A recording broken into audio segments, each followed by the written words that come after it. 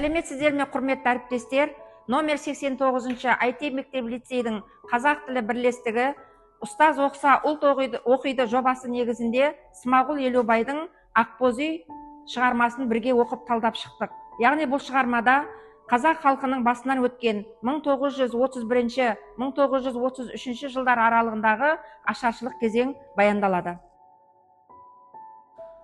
Әңгіме не жайында, кім жайында? Біріншіден, бұрын болмаған, айтылмаған, көрінбеген кейіпкерлерге жолықтық. Екіншіден, бұрын мүлде атаусыз қара аспан заман, қатал кезең 20-30 жылдар трагедиясын көрдік.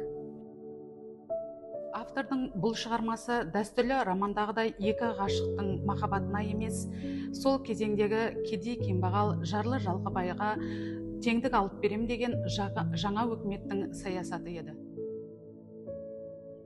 Мазасыз жаз айт мерекесімен басталады. Әдетте айт мерекесінде адамдар керемет көңіл күйде болып, бірін-біріне қуаныш сезімін сыйлап, ақ дастархан жайып, жақсы керемет көңіл күйде болады. Бірақ бұл шығармада адамдардың ішкі сезімі, мазасыздығы байқалады.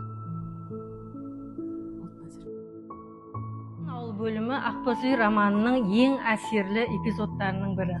Бұл тарауда ауыл тұрғындарының қуғын сүргін мен ашаршылықтан үдере қашуы суреттеледі.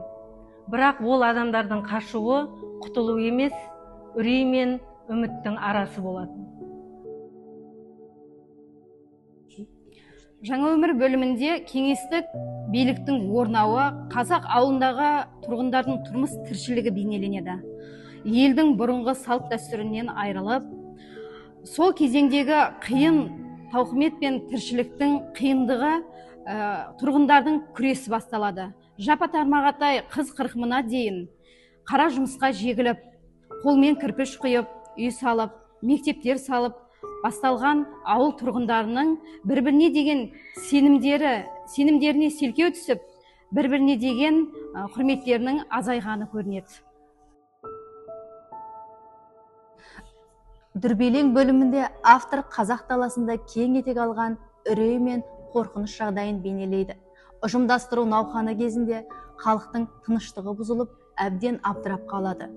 Халықтың ішкі мазасыздығы, бір-біріне сенуден қалуы, халық арасындағы өсек пен әңгіменің көбеюі, ұжымдастыру науқанында зорлық-зомбылықтың, мал дүниесінің басқыншылықпен тартып алынуы бейнеленеді.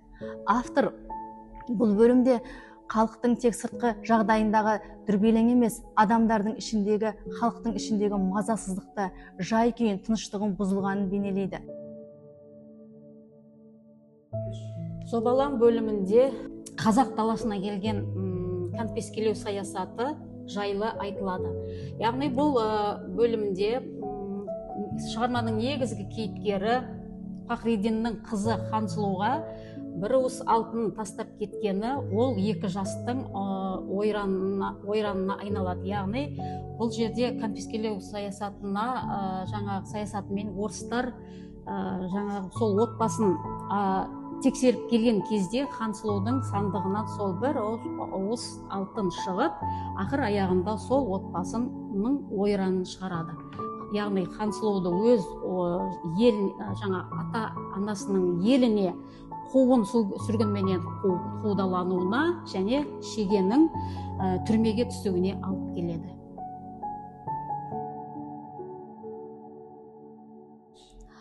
Ақбоз үй романының соңы трагедиямен аяқталады. Нақтылап айтқанда, ашаршылық пен зорлық-зомбылықтың салдарынан бүкіл бір әулет қирайды. Адамдар туған жерінен, дәстүрлі өмірінен айырылады.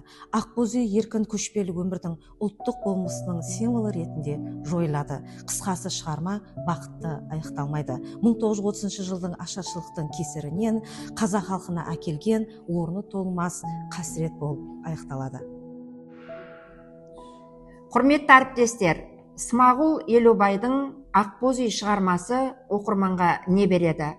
Яғни, қазақ халқының басынан өткен тарихты шығармадан көре отырып, Пахридиннің тағдырын меңгере отырып, қазіргі тәуелсіздіктің, бейбітшіліктің, еркіндіктің, тоқшылықтың қадіріне жете білу. Құрметті әріптестер, біз осы челленджді номер 89 IT мектеп лицейінің орыс тілі бірлестігіне жолдаймыз.